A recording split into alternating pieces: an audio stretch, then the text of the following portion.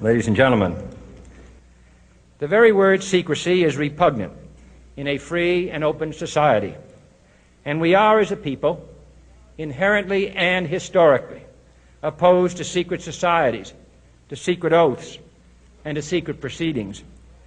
We decided long ago that the dangers of excessive and unwarranted concealment of pertinent facts far outweighed the dangers which are cited to justify it. Even today, there is little value in opposing the threat of a closed society by imitating its arbitrary restrictions. Even today, there is little value in ensuring the survival of our nation if our traditions do not survive with it.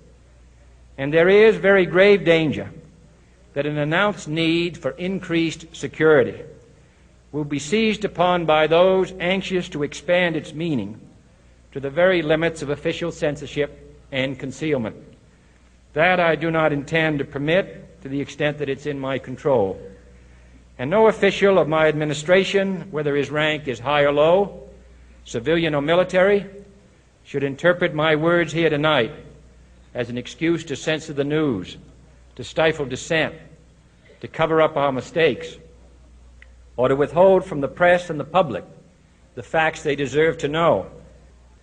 For we are opposed around the world by a monolithic and ruthless conspiracy that relies primarily on covert means for expanding its sphere of influence, on infiltration instead of invasion, on subversion instead of elections, on intimidation instead of free choice, on guerrillas by night instead of armies by day. It is a system which has conscripted vast human and material resources into the building of a tightly knit, highly efficient machine that combines military, diplomatic, intelligence, economic, scientific, and political operations. Its preparations are concealed, not published. Its mistakes are buried, not headlined. Its dissenters are silenced, not praised. No expenditure is questioned, no rumor is printed, no secret is revealed.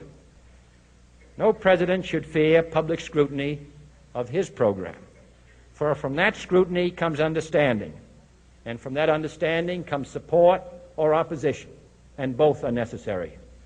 I am not asking your newspapers to support an administration, but I am asking your help in the tremendous task of informing and alerting the American people. For I have complete confidence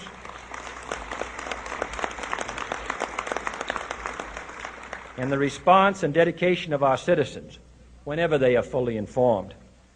I not only could not stifle controversy among your readers, I welcome it. This administration intends to be candid about its errors. For as a wise man once said, an error doesn't become a mistake until you refuse to correct it. We intend to accept full responsibility for our errors, and we expect you to point them out when we miss them. Without debate, without criticism, no administration and no country can succeed, and no republic can survive. That is why the Athenian lawmaker Solon decreed it a crime for any citizen to shrink from controversy.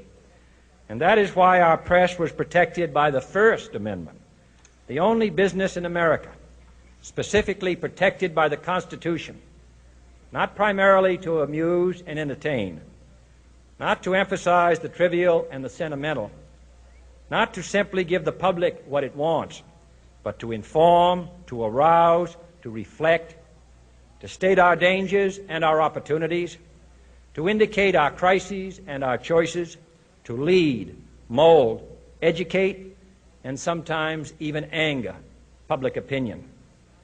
This means greater coverage and analysis of international news, for it is no longer far away and foreign, but close at hand and local. It means greater attention to improved understanding of the news, as well as improved transmission. And it means, finally, that government at all levels must meet its obligation to provide you with the fullest possible information outside the narrowest limits of national security. And so it is to the printing press, to the recorder of man's deeds, the keeper of his conscience, the courier of his news, that we look for strength and assistance, confident that with your help, man will be what he was born to be, free and independent.